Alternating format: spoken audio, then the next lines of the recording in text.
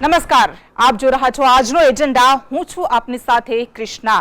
બુલેટિનની શરૂઆત કરીએ મહત્વપૂર્ણ સમાચારથી. જ્યારે દેશમાં સૌથી વધુ મૃત્યુદર ગુજરાતમાં નોંધાયો છે, ત્યારે ધમણ મુદ્દે હવે રાજકીય ઘમાસાણ શરૂ થઈ ગયું છે.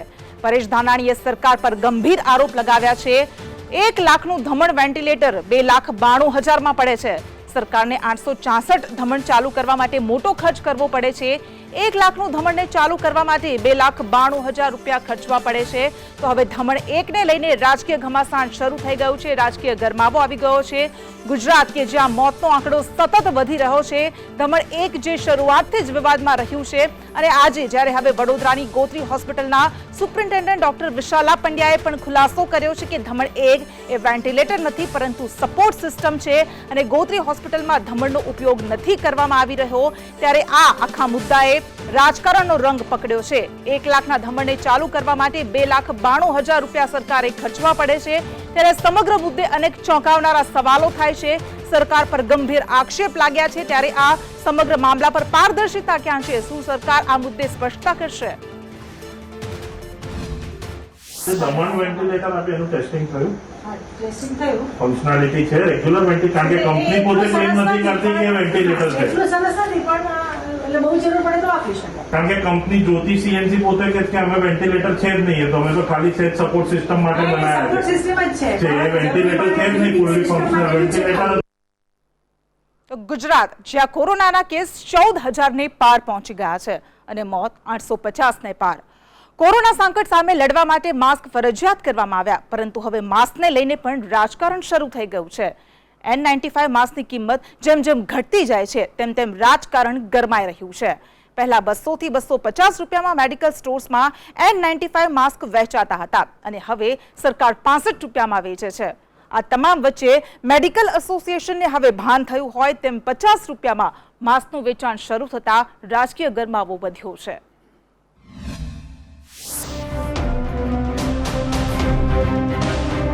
હવે દવાની દુકાનોમાં માત્ર 50 રૂપિયામાં N95 માસ્કનું વેચાણ કરવાનો મેડિકલ એસોસિએશને જાહેરાત કરી.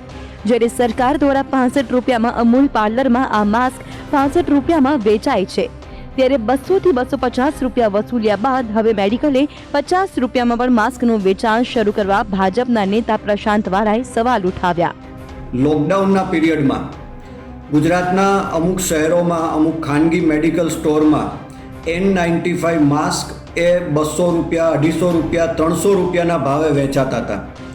જ્યારે સરકારના ધ્યાનમાં આ વાત આવી, એ લૂંટાઈ નહીં, ગુજરાતના નાગરિકોની મજબૂરીનો કોઈ કાળા બજારિયા ગેરલાભ ન લે, એવા શુભ હેતુથી ગુજરાત સરકારે ખૂબ આ આવકારદાયક નિર્ણય લીધો અને આખા ગુજરાતમાં N95 માસ્ક અવેલેબલ કરાવ્યા. દવાની દુકાનમાં N95 માસ્કના ₹50, જ્યારે અમૂલ પાર્લરમાં N95 માસ્કના 65 રૂપિયા. હવે આમાં સવાલ એ થયો કે નફો કોને? જો કે સરકારે 65 રૂપિયા માસ્કનું વેચાણ કરતા 15 રૂપિયાનો નફો સરકાર કરતી હોવાનો કોંગ્રેસે મુદ્દો ઉઠાવ્યો.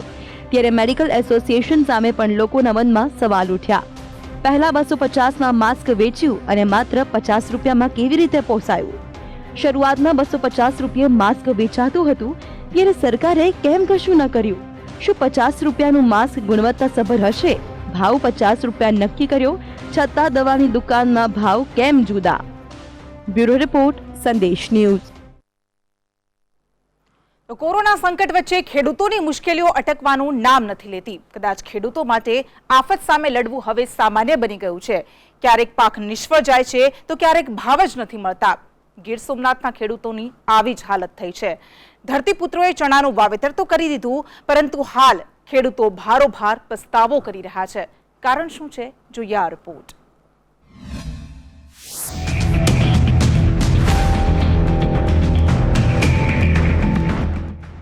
ગીર સોમનાથના તાલાલાના ખેડૂતોએ સારા પાકની આશાએ ચણાનું વાવેતર કર્યું. સરકારે ચણાના પાકને ટેકાના ભાવ 975 રૂપિયાએ ખરીદવાની જાહેરાત કરી, જેથી ખેડૂતોએ રજીસ્ટ્રેશન પણ કરાવી દીધું. પણ જ્યારે ચણાનું વેચાણ કરવાનો સમય આવ્યો ત્યારે સરકારે ટેકાના ભાવે ખરીદી બંધ કરી દીધી. સરકારે ઓનલાઈન નોંધણી કર્યા પછી ખેડૂતો એનો માલ વેચી શક્યા નથી કે ભાઈ 925 જેવા ભાવે સરકાર આ ખરીદી કરશે તો આપણે એમાં માલ આપી દઈશું ને ઓનલાઈન નોંધાયેલો છે. તો સરકારે હાથ ઊંચા કરી દીધા છે. વેપારીઓ અત્યારે 500, 600, 650 રૂપિયામાં ચણા માગે છે. એટલે જે કંઈ પરિસ્થિતિ છે આ પાપ છે એ સરકારના ભોગે ખેડૂત લૂંટાઈ રહ્યો છે. સરકારે ટેકાના ભાવ જાહેર કર્યા કેડે વેપારી આવતા 850 માગતા, પણ અમે ટેકામાં લખાવેલ એટલે અમે વેપારીને માલ ન આપ્યો. અને અત્યારે સરકાર હવે એમ કહે છે કે ટેકાના ભાવે નથી ખરીદી કરવી.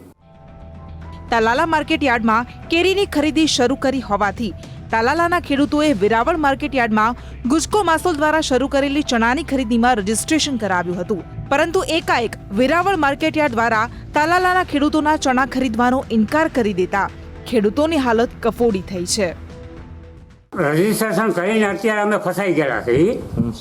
પહેલા સરકારની જાહેરાત આવી કે તમે કહો, પહેલા અમે ધક્કા ખાઈને રજીસ્ટ્રેશન કરાવ્યું અને આ બધું કર્યું તો આ બધું સમજી જો નોંધણી બંધ થઈ, ખરીદી બંધ થઈ, એટલે અમે અત્યારે હાવ ફસાઈ ગયા છીએ. હાલ જે ટેકાની ખરીદી સરકાર દ્વારા બંધ કરવામાં આવી છે તે માટે જે વેપારીઓ હતા તે પણ પોતે નીચી બજારમાં ચણાની ખરીદી કરવા માંડ્યા અને ખેડૂતોને પારાવાર નુકસાની થાય છે. એટલા માટે સરકારશ્રીને વિનંતી છે કે વહેલામાં વહેલી તકે ટેકાના ભાવે ખરીદી ચાલુ કરી. સરકારના નિર્ણયથી મુશ્કેલીમાં મુકાયેલા તાલાલાના ખેડૂતોની ચિંતા વ્યક્ત કરતા તાલાલા માર્કેટ યાર્ડના ડિરેક્ટરે ચણાની ખરીદી સત્વરે શરૂ કરાવવાની સરકારને રજૂઆત કરી છે. રાકેશ આહિર, સંદેશ ન્યૂઝ, ગીર સોમનાથ. જગતના તાતે ક્યારેક પાકના ભાવ મેળવવા માટે વલખા મારવા પડે છે તો ક્યારેક તૈયાર પાક આંખોની સામે સુકાઈ જાય છે. અમરેલીના ખેડૂતોની પણ કંઈક આવી જ હાલત થઈ છે. ખેડૂતોની માઠી બેઠી હોય તેમ ખેડૂતોની એક પછી એક મુશ્કેલીઓ વધી રહી છે.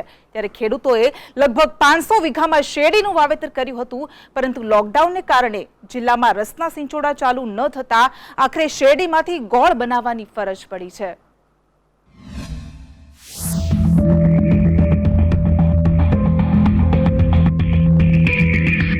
અમરેલી જિલ્લામાં ખેડૂતોએ મહા મહેનતે શેરડીનો પાક તૈયાર કર્યો.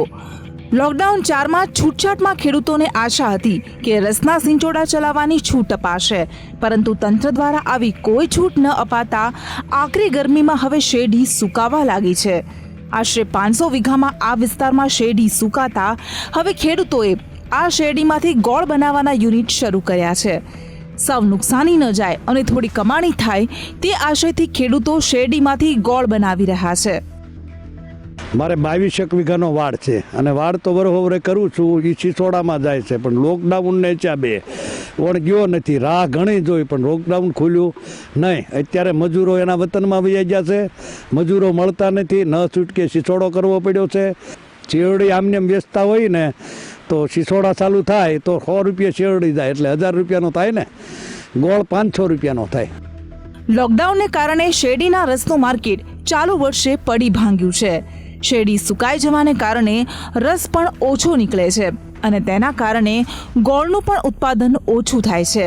આમ લોકડાઉનને કારણે ખેડૂતોને લાખોની નુકસાની થઈ રહી છે. એટલે અમારે ન છૂટકે હવે ગળ બનાવવાનો નિર્ણય લેવામાં આવ્યો છે અને આમાં નુકસાની તો અંદાજે હું કહું એટલે 10-12 લાખની તો ઓછામાં ઓછી અમારી નુકસાની જશે જ. એનું કારણ છે કે અત્યારે પૂરતા માણસો મળતા નથી, 42 ડિગ્રી તાપમાન થઈ ગયું છે, શેરડી પણ ઊભો સુકાવા લાગી છે હવે અને પાણીની પણ અછત થવા મળી છે હવે. ખેડૂતોએ આર્થિક નુકસાનીથી બચવા વચગાળાનો રસ્તો તો અપનાવ્યો છે, પરંતુ તેમાં તેમને જોઈએ તેટલો ફાયદો નથી થઈ રહ્યો. ત્યારે સરકાર પાસે તેઓ મદદની આશ રાખી રહ્યા છે. સૂર્યકાંત ચૌહાણ, સંદેશ ન્યૂઝ, અમરેલી. જ્યારે મહા મહેનતે પકવેલા પાકનો આંખોની સામે નાશ થઈ જાય, જ્યારે પાક બચાવવાના તમામ પ્રયાસ નિષ્ફળ જાય, ત્યારે ખેડૂત નાસીપાસ થઈ જાય છે. હાલ ગુજરાત સહિત 4 રાજ્યોમાં સરહદ પારથી આવેલા આક્રમણકારીઓએ પાકનો સોથ વાળી દીધો છે અને તેની સામે તંત્ર પણ નિસહાય બની ગયું છે.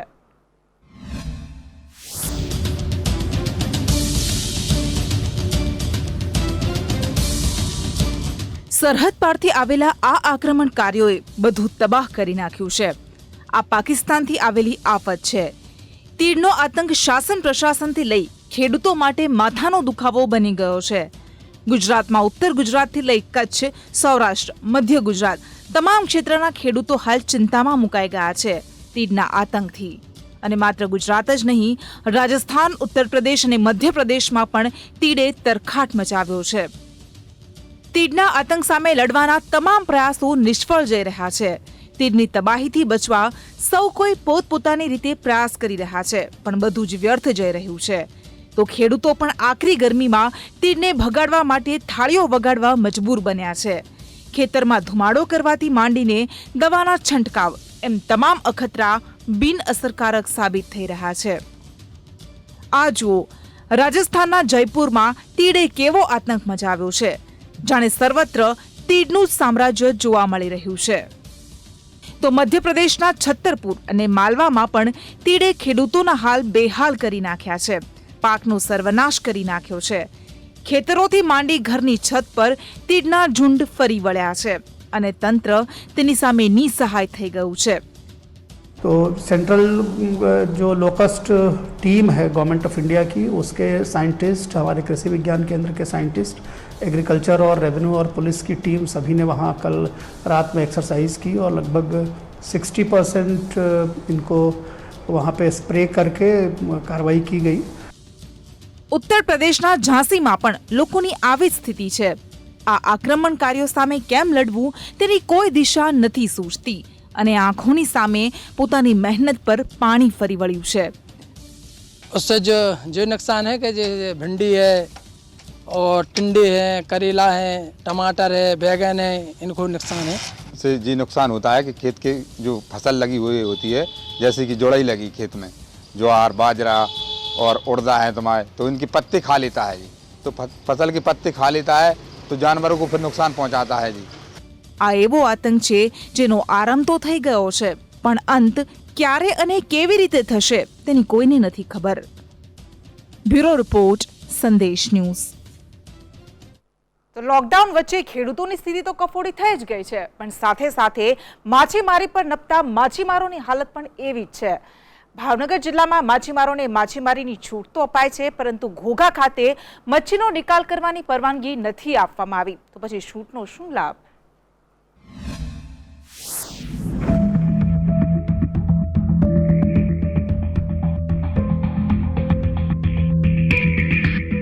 ભાવનગર જિલ્લાના ઘોઘા ગામે માછીમારી સાથે 3000થી વધારે માછીમારો સંકળાયેલા છે. 150 જેટલી બોટો દરિયામાં માછીમારી માટે જાય છે અને માછીમારી પર જ પોતાનું ગુજરાન ચલાવે છે. હાલ લોકડાઉન વચ્ચે માછીમારોને માછીમારીની છૂટ તો અપાઈ, પરંતુ માછલી પકડી આવ્યા બાદ તેના વેચાણ માટે વ્યવસ્થા નથી કરાઈ.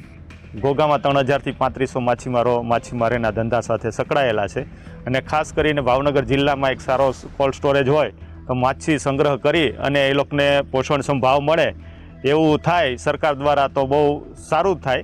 અને હાલ ચોથા ચરણના લોકડાઉનમાં અમને માછીમારોને અહીંથી ભાવનગર વેચાણ કરવા જતા હોય એને જો થોડીક છૂટછાટ વધારે મળે તો રોજીરોટીનો પ્રશ્ન છે એ આપણો ઉદ્ભવ ન થાય એમ. માછીમારોની વ્યથા છે કે દરિયામાં માછલી પકડી તેને સાચવવા માટે બરફની જરૂર હોય છે, તેની પણ વ્યવસ્થા નથી. સાથે જ માછલીનું વેચાણ કરવા પણ નથી જવા દેવાતા. તેથી માછીમારોની મહેનત નકામી જઈ રહી છે. માછીમારોની માંગ છે કે બરફની વ્યવસ્થા કરાય અને માછલી વેચાણ માટેના કેન્દ્રો શરૂ કરવામાં આવે. જે અમે અત્યારે મચ્છી મારીને આવીએ છીએ તેનું વેચાણ પૂરતા પ્રમાણમાં થતું નથી અને ભાવનગર લઈ જવા માટે અમને પૂરી સુવિધા પણ નથી. જેથી કરીને અમારા માછીમારો, આ લોકલ માછીમારો છે તેને ભરણ પોષણ માટે જો અમને સાવચેતી મળે અને જરૂરિયાત પ્રમાણે અમને છૂટછાટ મળે તો સરકારશ્રી તરફથી અમને સહાય મદદરૂપ થાય. સરકારે અન્ય એકમોમાં છૂટ સાથે સુવિધા આપી છે, ત્યારે જો માછીમારો માટે છૂટ સાથે યોગ્ય વ્યવસ્થા કરવામાં આવે તો માછીમારોની આવક ફરી એકવાર શરૂ થઈ શકે. પાર્થ મજેઠિયા, સંદેશ ન્યૂઝ, ઘોઘા, ભાવનગર. કોરોના સંકટ વચ્ચે હવે ધીમે ધીમે જનજીવન થાળે પડવાનું શરૂ થયું છે.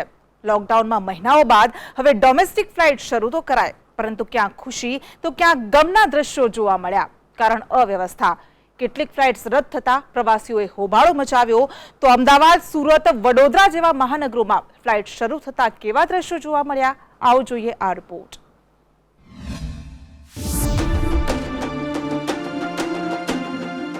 ડોમેસ્ટિક ફ્લાઇટ શરૂ તો થઈ, પરંતુ વડોદરાથી મુંબઈ જતી ફ્લાઇટ કેન્સલ થઈ છે. માત્ર દિલ્હી અને બેંગ્લોરથી જ ફ્લાઇટ શરૂ થઈ. એરપોર્ટ પર પેસેન્જર્સનું સ્ક્રીનિંગ કરવામાં આવ્યું. લગેજ પણ સેનિટાइज કરાય છે. इंडिगो का फ्लाइट मुंबई से आने वाला था 4 बजे. वो फ्लाइट कैंसिल हो गया है ऑपरेशनल रीजन से. इंडिगो ऑपरेशनल रीजन से आज और कल वो फ्लाइट 2 दिन नहीं आएगी. સુરતમાં પ્રથમ દિવસે સવારની 2 ફ્લાઇટ રદ થતા મુસાફરોએ હોબાળો મચાવ્યો હતો. નાના બાળકોની સાથે એરપોર્ટ પર પહોંચ્યા બાદ ફ્લાઇટ કેન્સલ હોવાનું જણાવ્યું.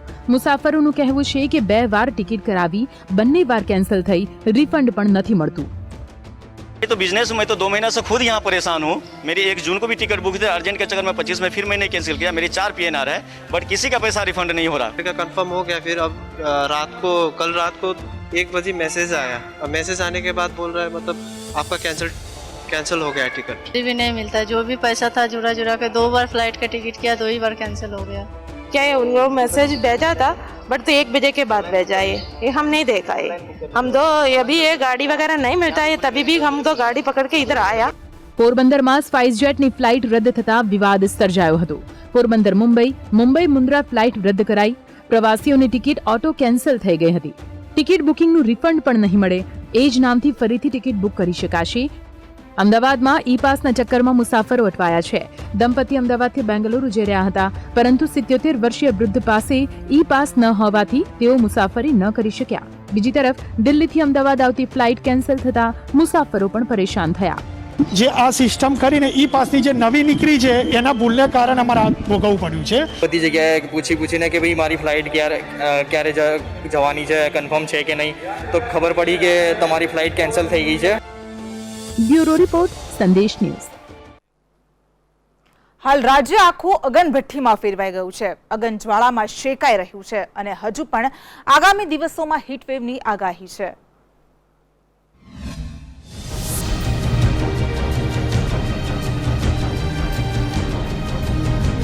આખું ગુજરાત હાલ અંગ દઝાડતી ગરમીમાં શેકાઈ રહ્યું છે. તેમાં પણ અમદાવાદ હાલ અગનભઠ્ઠીમાં ફેરવાઈ ગયું છે. હાલ અમદાવાદમાં ગરમીનો પારો 44 ડિગ્રી પર પહોંચી ગયો છે અને હજુ પણ અમદાવાદીઓએ આવનારા દિવસોમાં કાળઝાળ ગરમીથી ત્રસ્ત રહેવું પડશે. કાળઝાળ ગરમીથી લોકો પરેશાન. હવામાન વિભાગની આગાહી પ્રમાણે રાજ્યભરમાં હીટવેવની આગાહી જે છે તે આપવામાં આવી છે.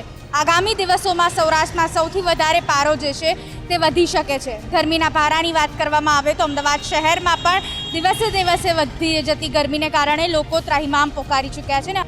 સૌરાષ્ટ્ર કચ્છમાં છેલ્લા 3 દિવસથી આંશિક રાહત મળ્યા બાદ આગામી 3 દિવસ માટે ફરી હીટવેવ રહેવાની આગાહી હવામાન વિભાગ દ્વારા કરાઈ છે. જેમાં રાજકોટ, સુરેન્દ્રનગર, કચ્છ, ભાવનગર, દીવ સહિતના સ્થળે અગનવર્ષાથી લોકોને હેરાનગતિ ભોગવવી પડશે તેવા સંકેત છે. રાજકોટ સહિત સૌરાષ્ટ્રમાં આજથી 2 દિવસ સુધી હીટવેવ રહેવાની આગાહી છે તે વ્યક્ત કરવામાં આવી રહી છે. ખાસ કરીને રાજકોટ શહેરની વાત કરવામાં આવે તો આજે 42 ડિગ્રી કરતાં વધુ જે તાપમાન છે તે તાપમાન જોવા મળી રહ્યું છે ને ખાસ કરીને હજુ પણ આગામી 2 દિવસ છે તે સૌરાષ્ટ્રમાં હીટવેવ રહે તેવી હવામાન વિભાગ દ્વારા આગાહી છે તે વ્યક્ત કરવામાં આવી છે. પાટનગર, ગાંધીનગર પણ હાલ અગનજ્વાળામાં શેકાઈ રહ્યું છે. લોકડાઉન વચ્ચે રસ્તા સુમસામ ભાસી રહ્યા છે. પાટનગર, ગાંધીનગરની અંદર પણ ઉનાળાના સમયે તડકો છે સૌથી વધુ પડે છે ને હવામાન વિભાગે જે પ્રકારે આગાહી સેવી છે હજુ પણ કેટલાક દિવસોમાં હીટવેવની પરિસ્થિતિ થઈ શકે છે. ગાંધીનગરમાં પણ આજની તારીખે લગભગ 40 ડિગ્રી કરતાં પણ વધુ તાપમાન જે છે તે નોંધાયું છે. દેશની રાજધાની દિલ્હીમાં પણ સૂરજ અગનગોળા વરસાવી રહ્યો છે. દિલ્હીમાં ગરમીનો પારો 44 ડિગ્રીને પાર પહોંચી ગયો છે. હવામાન વિભાગે આગામી દિવસમાં દિલ્હી અને ઉત્તર ભારતમાં હીટવેવની આગાહી વ્યક્ત કરી છે અને લોકોને ઘરમાં જ રહેવાની સલાહ આપી છે. अभी जब मैं ये रिपोर्टिंग कर रहा हूँ तब दिल्ली का तापमान 44 डिग्री है. यहाँ तक कि दिल्ली का सफदरजंग और पालम यहाँ का तापमान 44.5 डिग्री सेल्सियस आज दर्ज किया गया है. मौसम विभाग की माने तो आने वाले 3-4 दिनों में दिल्ली या खास करके उत्तर भारत को गर्मी से कोई राहत नहीं मिलने वाली है, बल्कि तापमान लगातार बढ़ता रहेगा और लू के थप्पड़ों से लोगों को जूझना पड़ेगा. અરબી સમુદ્રમાં હાલ સાયક્લોનિક સિસ્ટમ સક્રિય થઈ છે, જેથી ગુજરાતમાં ભારે વરસાદની સંભાવના છે. પરંતુ હાલ તો સમગ્ર ગુજરાત કાળઝાળ ગરમીથી ત્રસ્ત થઈ ગયું છે. બ્યુરો રિપોર્ટ, સંદેશ ન્યૂઝ.